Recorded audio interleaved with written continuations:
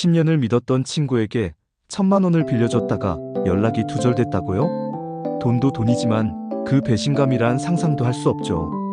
그런데 이 이야기가 반전 드라마처럼 흘러가고 있다고 합니다. 과연 어떤 사연일까요? 지금부터 그 놀라운 이야기를 함께 살펴보시죠. 저는 40대 후반의 평범한 직장인입니다.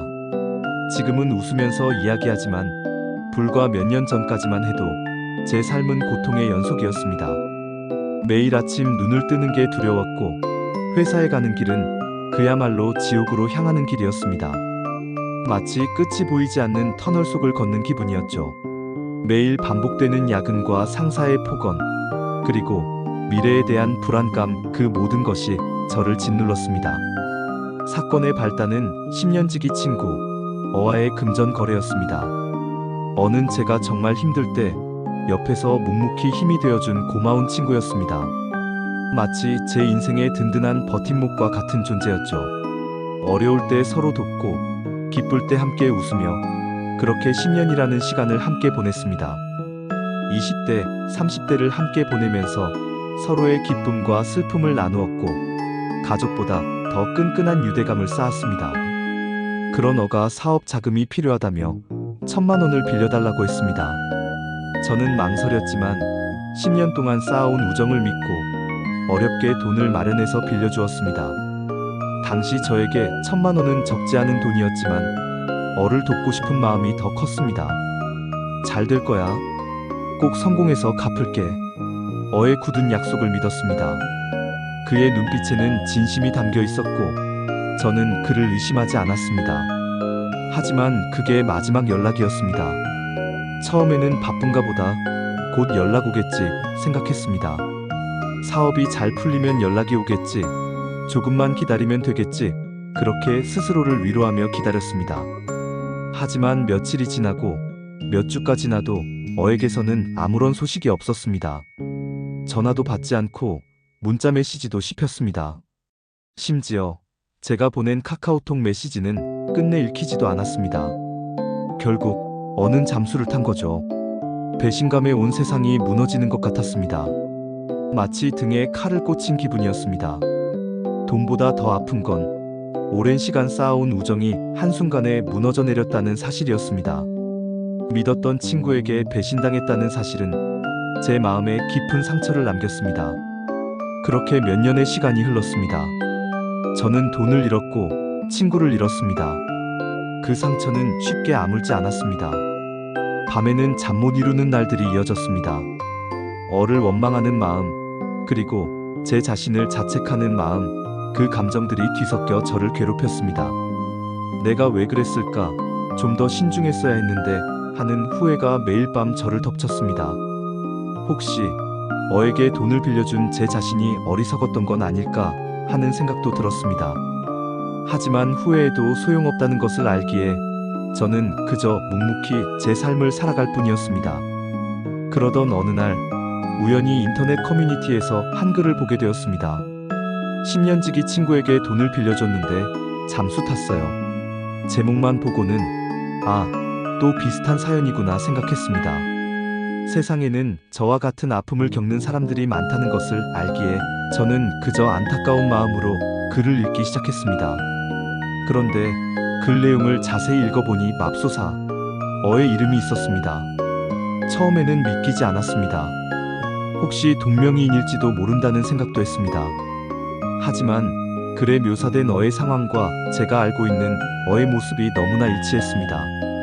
그 글에는 어가 다른 사람들에게도 비슷한 수법으로 돈을 빌리고 잠적했다는 내용이 담겨 있었습니다. 분노와 허탈함이 동시에 밀려왔습니다. 그동안 잊고 지내려 노력했지만 어의 이름, 석자를 다시 마주하니 그동안 억눌렀던 감정들이 폭발하는 것 같았습니다. 역시 어는 그런 사람이었던 겁니다. 제 예상이 틀리지 않았다는 사실에 저는 더욱 허탈감을 느꼈습니다. 저는 곧바로 어를 사기 혐의로 고소했습니다. 증거 자료를 모으고 변호사를 선임하고 법적인 절차를 밟았습니다. 쉽지 않은 과정이었지만 포기하지 않았습니다. 변호사와의 상담, 증거 자료 준비, 법원 출석 그 모든 과정이 힘들었지만 저는 굴하지 않았습니다. 정의는 살아있다는 것을 제 눈으로 확인하고 싶었습니다. 어에게 제대로 된 책임을 묻고 싶었습니다. 그리고 다시는 저와 같은 피해자가 생기지 않기를 바랐습니다. 그리고 마침내 얼마 전 어에 대한 재판이 열렸습니다. 증거는 충분했고 어는 자신의 혐의를 부인할 수 없었습니다. 어는 처음에는 자신의 잘못을 인정하지 않으려 했습니다. 그러나 증거 자료가 쏟아지자 결국 혐의를 인정할 수밖에 없었습니다. 판결은 징역 2년 6개월. 물론 감옥에 간다고 해서 제가 잃어버린 돈을 모두 돌려받을 수 있는 건 아닙니다. 하지만 어에게 책임을 물을 수 있었다는 것만으로도 어느 정도 위안을 받았습니다. 오랜 시간 동안 저를 괴롭혔던 배신감과 분노가 조금이나마 해소되는 느낌이었습니다. 그런데 여기서 끝이 아니었습니다. 제보 한 방으로 제 인생이 완전히 바뀌는 기회가 찾아온 겁니다. 어가 사기 행각으로 벌어들인 돈으로 고급 아파트를 샀다는 제보가 들어온 겁니다. 저는 즉시 이 사실을 경찰에 알렸고 경찰은 어의 재산을 압류했습니다.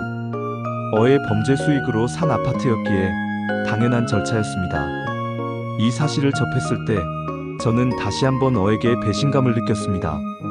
어떻게 저런 뻔뻔한 짓을 할 수 있을까 하는 생각에 혀를 찼습니다. 그리고 놀랍게도 그 아파트가 경매에 넘어갔고 저는 그 경매에 참여했습니다. 솔직히 큰 기대를 하지 않았습니다.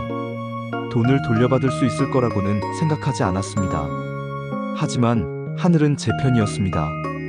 저는 그 아파트를 낙찰받았고 이제 그 아파트의 주인이 되었습니다. 1,000만 원을 빌려준 대가로 몇억 원 상당의 아파트를 얻게 된 셈입니다. 상상도 못했던 일이 현실로 이루어진 것입니다. 마치 영화 속 한 장면 같았습니다. 물론 이 모든 과정이 순탄했던 것은 아닙니다. 어의 변호사와의 치열한 법정 공방, 복잡한 행정 절차, 그리고 끊임없는 불안감하지만 저는 포기하지 않았습니다. 정의는 반드시 실현된다는 믿음, 그리고 잃어버린 돈을 되찾고 싶다는 간절함이 저를 버티게 했습니다. 그 과정에서 많은 어려움과 고통이 있었지만 저는 꿋꿋하게 이겨냈습니다.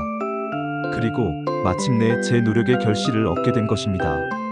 지금 저는 새로운 삶을 시작했습니다. 아파트 임대 수입으로 안정적인 생활을 하고 있으며 새로운 사람들과의 만남도 즐기고 있습니다. 과거의 아픔을 딛고 저는 더욱 강해졌습니다. 물론 어를 잊을 수는 없습니다. 하지만 더 이상 그를 원망하지 않습니다. 오히려 그 사건을 통해 인생의 교훈을 얻었습니다. 사람을 믿는다는 것, 돈을 빌려준다는 것, 그리고 정의를 실현하기 위해 노력하는 것, 그 모든 것들이 저를 성장시켰습니다. 여러분, 이 이야기를 통해 무엇을 느끼셨나요? 저는 이 이야기를 통해 두 가지를 말씀드리고 싶습니다. 첫째, 아무리 오랜 시간 쌓아온 우정이라도 돈 문제는 신중하게 처리해야 한다는 것입니다. 돈 문제는 인간관계를 망칠 수 있는 가장 강력한 요인 중 하나입니다. 둘째, 정의는 반드시 실현된다는 것입니다. 포기하지 않고 노력하면 언젠가는 그 결실을 얻을 수 있다는 것을 잊지 마세요. 세상은 아직 살만하고 정의는 살아있습니다. 제 이야기가 여러분에게 작은 희망이 되기를 바랍니다. 그리고 여러분의 삶에도 좋은 일만 가득하기를 바랍니다. 감사합니다.